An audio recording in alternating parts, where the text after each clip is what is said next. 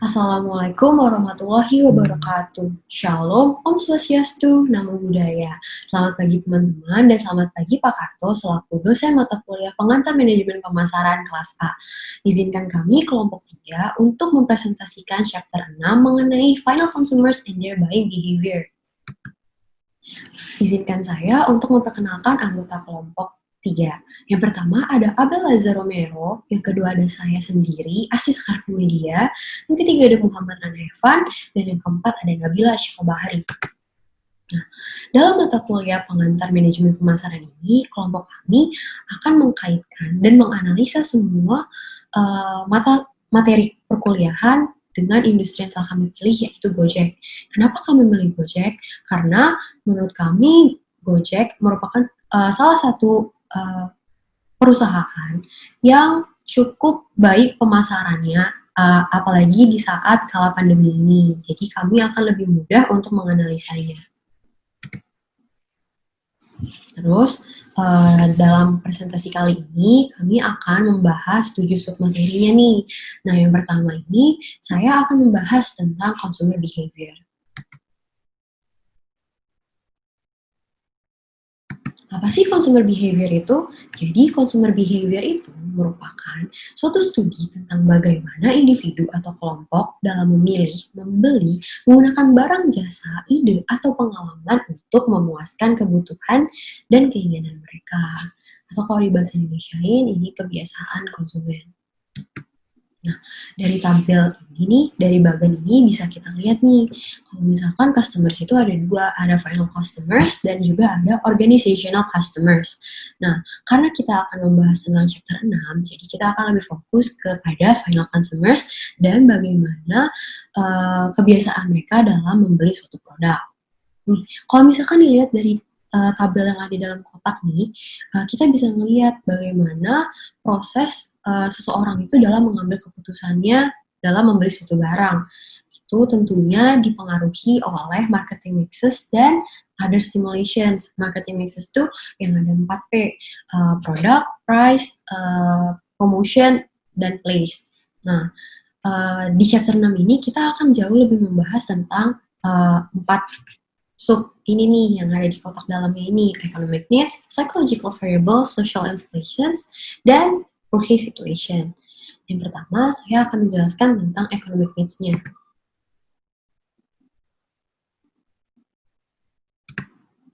Nah, konsumen itu biasanya juga disebut sebagai economic buyers. Maksudnya itu konsumen biasanya akan mencari tahu semua fakta dari sebuah produk sebelum mereka membelinya. Nah, caranya itu dengan membandingkan produk satu dengan produk lainnya sehingga mereka bisa mencapai kepuasan yang mereka inginkan. Nah, economic buyers ini atau konsumen itu biasanya akan memenuhi kebutuhan ekonominya itu sesuai dengan economic needs-nya nih, kebutuhan mereka. Nah, jadi konsumen biasanya akan cenderung memilih produk yang memiliki economic value yang lebih baik. Karena pada dasarnya, individu akan memenuhi kebutuhan sesuai dengan apa yang mereka butuhkan dan juga disesuaikan dengan apa yang mereka miliki. Nah, economic needs ini ada 5 nih yang perlu diingat. Yang pertama itu berdasarkan economic of purchase or use. Maksudnya itu transaksi atas suatu produk itu didasarkan oleh prinsip ekonomi atau akan memberikan economic value yang mereka harapkan. Terus yang kedua ada efficiency in operation or use, di mana produk itu saat dimanfaatkan seberapa efisiennya sih. Terus yang ketiga ada dependability in use, di mana konsumen itu ketergantungan dalam penggunaan produknya. Yang keempat ada improvement or earnings, di mana di saat seseorang menerima peningkatan pendapatan, willingness mereka untuk membeli suatu produk itu pasti akan meningkat. Terus yang terakhir itu ada convenience, di mana tuh produk itu nyaman saat digunakannya. Nah, karena kita kelompok kami membahas tentang Gojek dan mengkaitkan semuanya dengan Gojek, mungkin saya akan mencoba untuk mengkaitkan economic needs ini kepada Gojek nih. Nah, yang pertama economic of purchase or use. Nah, di sini kita bisa lihat kalau Gojek itu biasanya sering banget nih kasih promo transaksi-transaksi gitu melalui GoPay. Jadi misalkan transaksi-transaksi yang melakukan pembayaran via GoPay itu biasanya akan lebih murah daripada melakukan pembayaran melalui cash. Makanya banyak konsumen yang lebih memilih untuk top up saldo GoPay-nya nih sebelum mereka melakukan transaksi daripada mereka harus membayar cash. Yang kedua, efficiency and operation risk itu kita bisa melihat nih, contohnya kalau misalkan kita mau ngirim barang masih dalam satu wilayah dan ingin dalam waktu yang sama pada hari itu juga, biasanya layanan pengiriman barang GoSend yang diberikan oleh Gojek ini tuh sangat efisien. Kenapa? Karena kita tuh bisa dapat efisiensi waktunya banget. Karena Gojek itu bisa nganterin dalam satu hari. Terus yang ketiga itu ada dependability in use. Nah, karena kemudahan layanan aplikasinya yang sebagaimana kita udah sering pakai aplikasi Gojek, orang-orang tuh masyarakat cenderung akan ketergantungan nih karena kemudahannya. Contohnya tuh bisa kita lihat kayak kita akan lebih prefer untuk melakukan transaksi GoFood untuk membeli barang karena kita nggak harus repot-repot datang ke restorannya. Terus juga kalau misalkan kita lagi males nyetir mobil, nyetir motor, kita bisa banget nih pesan GoRide dan GoCar untuk transportasinya. Terus yang keempat ada improvement earnings, di mana tuh biasanya kita sebagai konsumen kalau misalkan menerima pendapatan yang lebih tinggi atau naik, itu biasanya akan membeli produk-produk di Gojek, misalkan kayak di GoFood kita mau beli makanan tuh tanpa memikirkan harga yang di-offer, jadi kayak ya udah kita beli. Terus yang terakhir itu ada convenience. Nah ini tuh contohnya bisa kita lihat misalkan konsumen itu banyak banget nih yang lebih memilih Gojek, layanan Gojek khususnya untuk GoRide dan GoCar daripada kompetitor lainnya. Kenapa? Karena menurut mereka tuh merasa nyaman setiap melakukan perjalanan dengan driver Gojek karena mereka tuh merasa lebih aman dan nyaman gitu, dan katanya tuh lebih trustworthy dibandingkan kompetitor lainnya. Selanjutnya, saya akan menjelaskan materi tentang psychological influences within an individual. Yang pertama, needs motivate consumers. Setiap orang tentunya dimotivasi oleh needs dan juga wants. Needs atau kebutuhan merupakan suatu dorongan dasar yang mendorong seseorang untuk melakukan sesuatu. Sedangkan wants merupakan kebutuhan yang telah dipelajari. Contohnya, misalkan needs itu adalah kebutuhan kita untuk naik transportasi. Sedangkan wants itu misalnya keinginan kita untuk naik transportasi yang nyaman dan juga cepat. Sebagai seorang marketing manager, kita lebih baik memahami apa kebutuhan konsumen, serta kita memenuhinya dibanding memanipulasi konsumen untuk menggunakan suatu produk di luar keinginan mereka. Selanjutnya, consumers seek benefits to meet needs. Bisa jadi kebutuhan setiap orang itu merupakan hal yang spesifik, seperti contohnya yang ada di tabel di bawah ini. Sebagai seorang marketing manager, kita perlu mempelajari needs tersebut agar saat kita mendefine suatu produk dapat memberikan benefit bagi konsumen. Selanjutnya, several needs at the same time. Seorang konsumen itu bisa saja memiliki beberapa kebutuhan di dalam waktu yang sama. Dan sebagai seorang marketing manager, tentunya kita harus dapat menangani beberapa kebutuhan tersebut. Salah satunya, kita dapat memahami jenis-jenis kebutuhan yang ada. Di bawah ini merupakan 4-level hierarchy of needs. Di level pertama ada physiological needs, atau kebutuhan yang bersifat biologis, contohnya seperti makanan dan juga minuman. Di level kedua ada safety needs, atau kebutuhan akan perlindungan dan juga physical well-being. Di level ketiga ada social needs, atau kebutuhan yang bersifat interaksi dengan orang lain, contohnya seperti kasih sayang dan juga friendship. Dan di level yang paling atas ada personal needs, atau kebutuhan yang cenderung memberikan kepuasan kepada diri sendiri. Contohnya seperti kebebasan dan juga kesenangan. Selanjutnya, perception determines what consumers feel and see. Persepsi seseorang dapat dibentuk melalui adanya iklan. Tetapi tidak semua iklan dapat berpengaruh karena terdapat proses selektif. Yang pertama, selective exposure, di mana seseorang hanya akan melihat informasi yang menarik.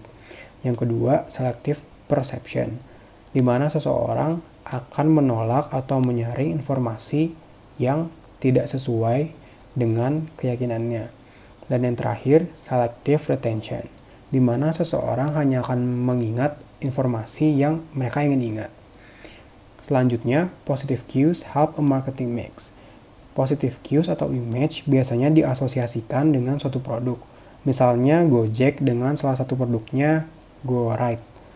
Motor itu bisa diasosiasikan atau diartikan sebagai kendaraan yang cepat, fleksibel, dan dapat melewati kemacetan. Selanjutnya, learning determines what response is likely. Learning ini merupakan proses perubahan pemikiran seseorang yang berasal dari pengalaman sebelumnya. Terdapat 3 tahapan untuk melakukan learning. Yang pertama drive, yang kedua cues, dan yang terakhir response.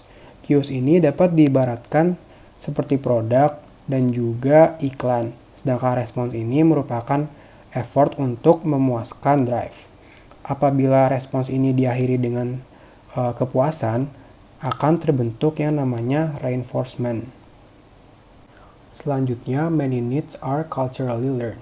Banyak sekali kebutuhan yang terasosiasi dengan budaya. Dan sebagai seorang marketing manager, harus memahami budaya apa yang ada di masyarakat, agar sebelum mendefine produk dan juga melakukan pembuatan iklan, produk tersebut itu dapat sesuai dan juga menarik bagi konsumen. Selanjutnya, saya akan menjelaskan mengenai attitudes related to buying. Sikap ini sangat penting untuk diperhatikan oleh perusahaan, khususnya oleh manajer perusahaan. Kenapa? Karena sikap itu menentukan bagaimana konsumen memilih, mempelajari, dan juga menentukan keputusan apakah akan membeli atau tidak. Nah, sikap konsumen juga dipengaruhi oleh keyakinan konsumen, baik itu benar atau tidak. Green attitudes and beliefs change marketing mixes. Banyak konsumen yang percaya bahwa jika mereka membeli produk di perusahaan yang menerapkan Go Green atau membantu melestarikan lingkungan, maka secara tidak langsung mereka juga berkontribusi pada menimbulkan dampak atau efek positif. Most marketers work with existing attitudes. Karena perilaku konsumen itu berlaku cenderung dalam jangka waktu yang panjang dan mereka itu sulit diubah, maka perusahaan menyesuaikan atau menghadapi sikap tersebut atau perilaku tersebut dibandingkan berusaha mengubahnya. Ethical issues may arise. Nah, jadi ini perlu hati-hati bagi perusahaan, terutama ketika mempromosikan produknya. Karena jika ada informasi yang misleading atau yang membuat salah paham, maka bisa menimbulkan keyakinan yang tidak benar di sisi konsumen. Dan itu bisa menimbulkan isu etika. Selanjutnya adalah meeting expectations is important. Nah, jadi sikap dan keyakinan dari konsumen menghasilkan ekspektasi. Ekspektasi tersebut perlu dipenuhi, karena jika tidak, maka konsumen tidak akan puas. Building consumer trust builds sales. Jadi banyak konsumen yang lebih memilih untuk membeli satu produk dan brand yang sama, karena mereka itu setia dan sudah percaya. Nah, oleh karena itu, perusahaan perlu menimbulkan atau mulai membangun kepercayaan produk mereka kepada konsumen. Caranya adalah melalui pengalaman dengan perusahaan. Selanjutnya itu ada psychographics focus on activities, interests, and opinions. Memahami gaya hidup itu penting banget, karena dengan memahami gaya hidup, kita bisa tahu preferensi dan kebutuhan apa aja yang diperlukan seorang konsumen. Nah, di sini ada tabel, ini contoh analisis dari lifestyle.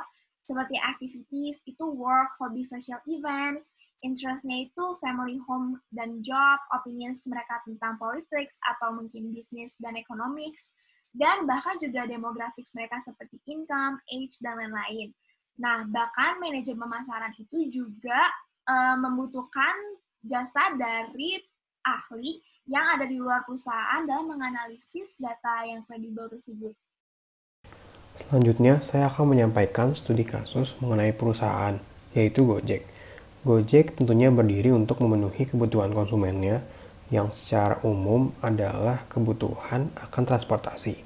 Tetapi terdapat beberapa produk di perusahaan Gojek, seperti contohnya GoCar dan juga GoRide. yang bertujuan untuk memenuhi kebutuhan dengan jenis keinginan yang berbeda-beda. Contohnya yang pertama Gokar. Gokar ini memberikan pelayanan berupa transportasi yang lebih nyaman dan juga dapat mengangkut penumpang dalam jumlah yang lebih banyak. Sedangkan GoRide dapat memenuhi keinginan konsumen akan transportasi yang lebih cepat, fleksibel, dan juga dengan harga yang jauh lebih murah. Kemudian dalam keadaan pandemi seperti ini, Gojek juga sedang mengkampanyekan salah satu protokol kesehatan, yaitu J3K, yang kepanjangannya adalah jaga kesehatan, kebersihan, dan keamanan. Dalam penerapannya, J3K dilakukan melalui penyediaan posko kesehatan untuk para driver bisa melakukan rapid test, melakukan disinfeksi kendaraan para mitra dengan tujuan agar kendaraan para mitra itu menjadi lebih higienis. Yang ketiga, pembuatan sekat khusus pada layanan Gokar yang bertujuan agar terdapat batas antara pengemudi Gokar dan juga penumpang. Dan yang terakhir, untuk khusus ojek online, driver tersebut memiliki kewajiban untuk menggunakan masker dan juga sarung tangan. Dengan adanya penerapan J3K ini, Gojek telah memenuhi safety needs dari penumpang dan juga kebutuhan dasar penumpang, yaitu transportasi dalam waktu yang bersamaan. Seperti yang sudah saya jelaskan sebelumnya bahwa terdapat proses selektif yang membuat tidak semua iklan itu berpengaruh. Untuk mengatasi hal ini, Gojek itu mengemas iklan-iklannya dengan unsur komedi dan tidak hanya berfokus dalam penyampaian produk dan juga penyampaian kelebihan-kelebihannya. Hal ini bertujuan agar dapat mengatasi selektif proses tersebut dan mencegah orang-orang men-skip iklan Gojek. Contohnya misalkan di YouTube kan suka ada iklan Gojek juga. Dengan adanya pengemasan iklan yang lebih menarik, dapat mencegah para penonton iklan tersebut men-skip iklannya sebelum menontonnya. Selanjutnya, saya akan menjelaskan mengenai Go Greener dari GoFood. Nah, Go Greener ini mengimplementasikan Great Attitudes and Beliefs Change Marketing Issues. Go Greener ini bertujuan untuk memudahkan konsumen serta mitra merchant dan driver untuk menjalani gaya hidup yang ramah lingkungan. Nah, jadi di Go Greener ini ada 3. Yang pertama itu fitur pilihan alat makan. Jadi sebelum kalian check out itu, di beberapa restoran di GoFood, kalian bisa beli alat makan, baik itu secara sekali pakai, atau bisa juga yang bisa berkali-kali pakainya seperti stainless straw. Paper bag untuk mitra usaha GoFood dari GoFresh. Nah, Gojek ini juga menawarkan paper bag yang bisa dibeli oleh merchant-nya melalui GoFresh. Edukasi penggunaan tas guna ulang kepada mitra driver. Nah, selain mereka mengedukasi betapa pentingnya untuk mengurangi penggunaan plastik, mereka juga memfasilitasinya. Ini tujuannya adalah untuk ketika mengantarkan makanan dan minuman, tapi tentunya mereka tetap menetapkan standar kebersihan dan keamanan. Selanjutnya adalah peran brand positioning dalam meningkatkan kepercayaan Gojek di konsumen. Nah, ini mengimplementasikan building consumer trust, build sales.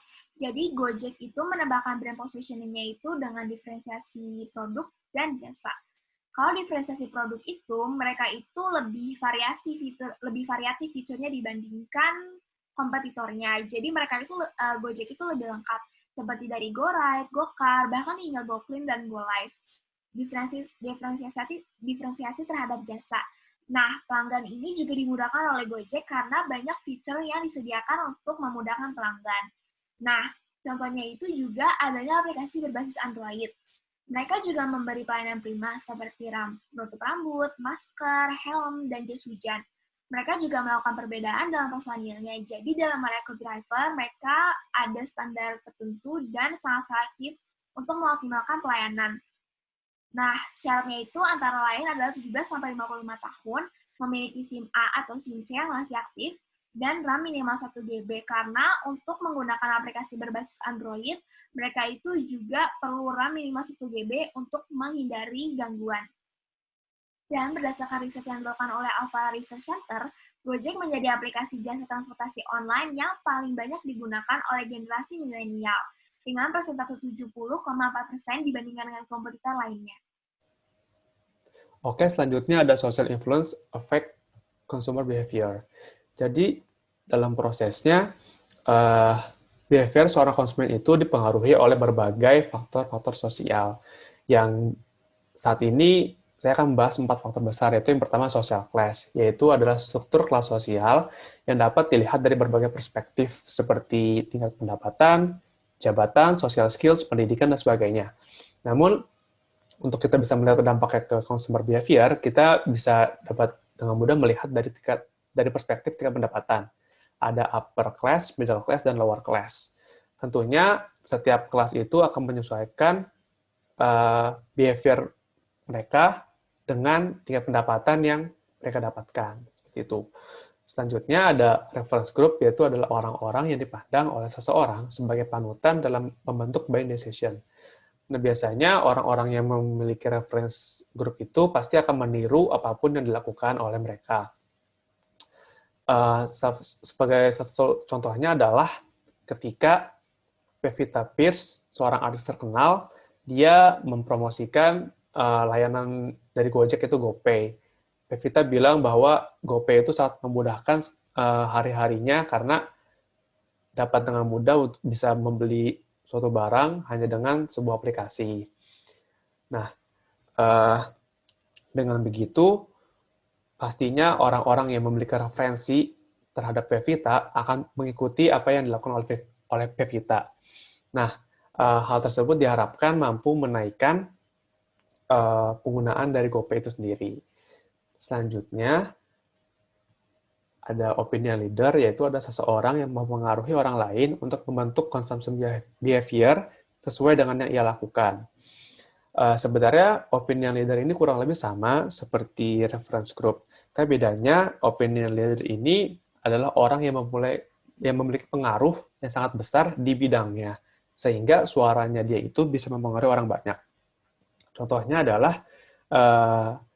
pendiri Gojek, yaitu Nadiem Makarim, yang dia membangun branding dirinya sendiri sebagai anak Indonesia yang masih muda, memiliki karya yang sangat fenomenal seperti Gojek itu, dan dia adalah orang yang nasionalisme. Nah, dengan begitu, dia bisa menggait orang-orang yang memiliki visi yang sama, yaitu orang-orang yang bernasionalisme tinggi dan juga orang-orang yang mencintai produk Indonesia, produk lokal. Nah, maka dengan begitu, dengan harapan mereka akan memilih Gojek dibanding kompetitor lain dalam proses memilih transportasi online. Selanjutnya, terakhir ada culture, yaitu ada serangkaian keyakinan, sikap, dan cara sekelompok masyarakat. Untuk beradaptasi dengan culture yang ada, sebuah produk harus melakukan adjustment sehingga dapat diterima oleh masyarakat. Nah, seperti kita ketahui bahwa ojek ini sudah ada sejak lama, dan menjadi salah satu transportasi umum yang dibutuhkan, yang masih sangat dibutuhkan oleh masyarakat karena kemudahannya dan mobilitasnya yang cepat. Nah, Gojek hadir untuk memenuhi kebutuhan tersebut dengan mengubah sistem yang Gojek yang ada dengan hanya diintegrasikan dengan sebuah aplikasi. Maka dari itu, masyarakat sangat terpenuhi kebutuhannya akan transportasi online, akan transportasi umum yang mudah diakses dan juga cepat. Seperti itu. Nah, selanjutnya saya akan membahas tentang section yang kelima, yaitu individuals are affected by policy situation. Keadaan di mana behavior individuals itu akan terpengaruhi oleh situasi saat pembelian produk atau jasa itu berlangsung. Nah, Purvey situation ini tuh dibagi jadi 3. Dari Purvey itu sendiri, terus yang kedua ada time, dan yang ketiga ada surroundings. Nah, maksudnya itu, kalau Purvey itu, transaksi yang dilakukan oleh konsumen itu akan mempengaruhi kebiasaan konsumen lainnya.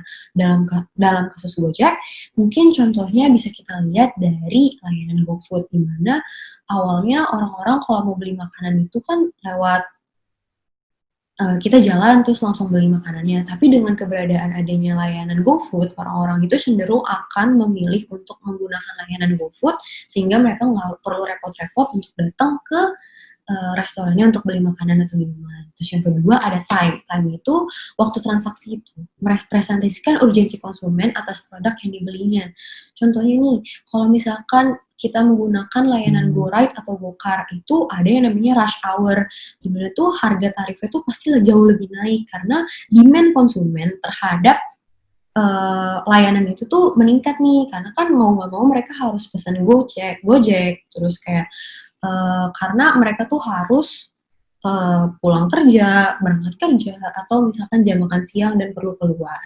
Terus yang ketiga itu ada surroundings gitu, atau antusiasme konsumen itu bisa memberikan stimulasi konsumen lainnya untuk ikut membeli produk yang sama. Mungkin ini agak mirip dengan Forehead, cuman lebih berbeda karena kalau misalkan surroundings itu lebih seperti testimoni dari konsumen lainnya gitu loh. Jadi kalau misalkan di sini kita ambil contoh kasus layanan GoClean dan GoMessage, di mana tuh pada awalnya ini mungkin suatu hal yang unik, kayak kita nggak pernah nemuin kayak ada yang namanya layanan online GoClean untuk atau membersihkan rumah, terus ada juga GoMessage atau untuk pijat di rumah gitu. Nah, cuman karena testimoni mouth to mouth dari konsumen satu ke konsumen dua yang cukup baik terhadap layanan GoClean dan GoMessage ini, akhirnya layanan ini tuh masih bisa dipertahankan untuk ada sampai sekarang. Oke, selanjutnya ada consumer decision process. Jadi setiap proses dalam memilih suatu barang, pasti konsumen akan melewati berbagai pertimbangan. Jadi yang pertama pasti mereka akan aware terhadap apa sih kebutuhan yang belum dipenuhi.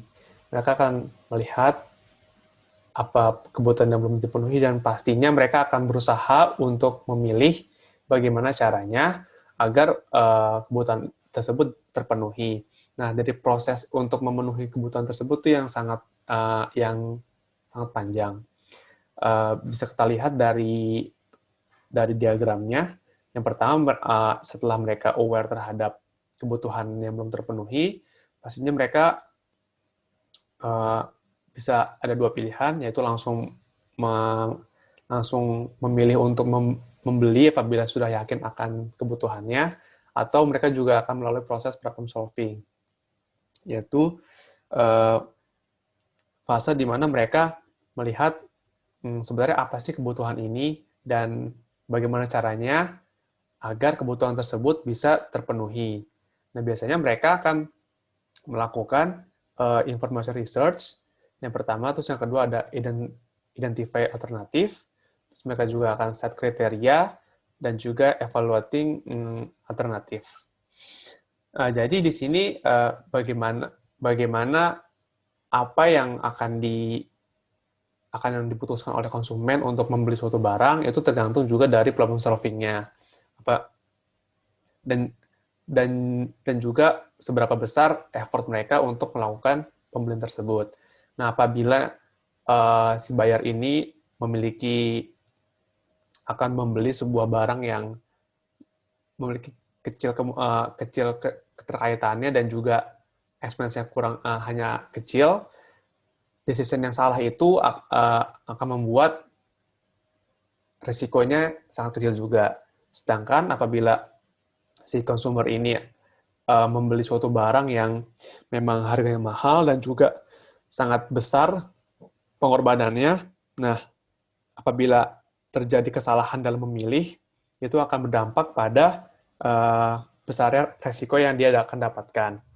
Nah, setelah problem solving selesai, sudah melihat informasinya, sudah mengidentify alternatifnya, sudah melihat kriterianya dan sebagainya, konsumen dihadapi dua pilihan, apakah dia jadi untuk membeli atau mereka akan mempospon decision-nya dan kembali ke need awareness-nya, kembali ke fase dia melihat sebenarnya apa sih kebutuhan yang benar-benar dibutuhi gitu dan kriteria apa.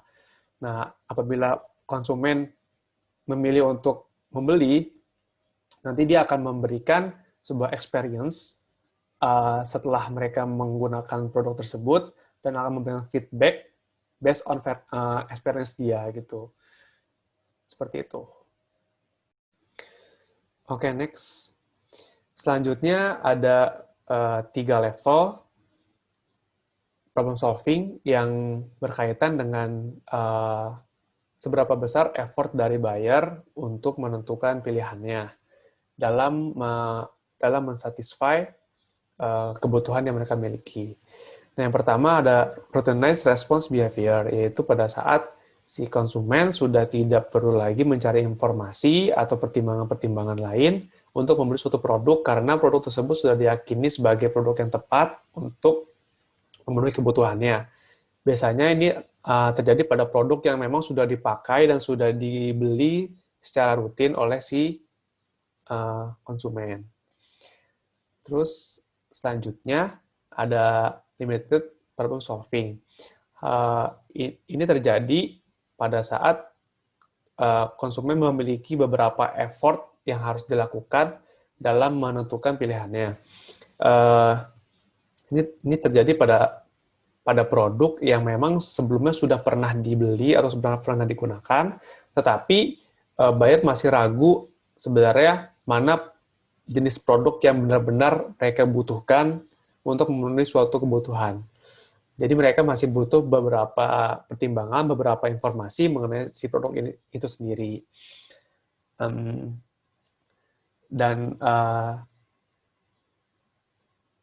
Selanjutnya ada extensive problem solving. Nah, ini adalah level yang paling tinggi, yaitu pada saat si buyer harus mengeluarkan banyak sekali effort untuk menentukan suatu pilihan pada suatu produk. Ini benar-benar dipertimbangkan apakah produk tersebut cocok untuk memenuhi kebutuhan atau tidak, dan memang banyak sekali informasi dan pilihan yang harus dicari oleh si buyer agar dapat menentukan produk terbaik untuk mensatisfy kebutuhannya. Okay, next. Selanjutnya ada adoption process, yaitu terdapat 6 proses konsumen dalam menghadapi sebuah konsep baru, yang tentunya proses tersebut akan mempengaruhi keputusan mereka. Mereka akan menerimanya atau tidak. Jadi proses itu ada 6, yaitu awareness, interest, evaluation, trial, decision, and confirmation. Jadi kurang lebih prosesnya ini diawali dengan mereka mencari tahu apa itu produknya dan mendalami detail-detail dari produk tersebut. Lalu mereka mencoba produknya dan diaplikasikan ke dalam kehidupan sehari-hari. Dan lalu berdasarkan pengalaman tersebut, berdasarkan trial tersebut, mereka akan menentukan apakah produk ini bisa diterima atau tidak. Nah, contohnya ini pada saat kehadiran Gojek yang benar-benar konsep yang sangat baru di Indonesia. Pastinya calon-calon pelanggan akan tertarik, akan melihat sebuah konsep baru, yaitu ojek dengan berbasis online. Mereka akan mencari tahu bagaimana prosesnya, proses pemesanannya, proses menggunakan aplikasinya, dan sebagainya. Lalu, pada saat mereka sudah menunjukkan interest terhadap Gojek, pasti mereka akan melakukan trial, akan mencoba untuk melakukan pemesanan ojek melalui aplikasi Gojek. Nah, setelah mereka mencoba beberapa kali untuk menggunakan aplikasi Gojek tersebut, pasti nantinya seorang konsumen akan menentukan apakah transportasi Gojek ini cocok dengan dirinya, sesuai dengan proses kehidupan dia sehari-hari atau tidak. Nah, pada saat apabila memang sudah cocok, mereka akan memilih Gojek tersebut sebagai transportasi yang baru yang akan digunakan untuk kehidupan sehari-harinya. Seperti itu. Oke, next. Selanjutnya, yang terakhir yaitu consumer behavior in international markets. Jadi sebenarnya pada section ini difokuskan pada penyesuaian suatu perusahaan pada saat mereka ingin melakukan ekspansi pasar ke luar negeri. Hal itu bertujuan agar layanan yang mereka tawarkan sesuai dengan behavior konsumen yang ada di negara tersebut. Contohnya adalah pada saat Gojek melakukan ekspansi pasar ke beberapa negara, yaitu Vietnam dan Singapura. Di Vietnam, Gojek hanya melayani layanan GoRide atau ojek online, GoSend, dan juga GoFood. Hal ini dilakukan karena menurut data, pengguna sepeda motor di Vietnam adalah salah satu yang terbesar di Asia Tenggara. Maka dari itu mereka memulai ekspansinya dengan merambah ojek online. Lalu di Singapura, mereka hanya melayani GoCar karena pengguna mobil di Singapura juga lebih banyak dibandingkan pengguna sepeda motor. Kedua hal itu dilakukan oleh Gojek agar layanan yang ditawarkan bisa sesuai dengan behavior para konsumen yang ada di negara masing-masing. Mungkin itu saja dari kelompok kami. Sebelumnya kami minta maaf apabila ada salah-salah kata. Terima kasih. Wassalamualaikum warahmatullahi wabarakatuh.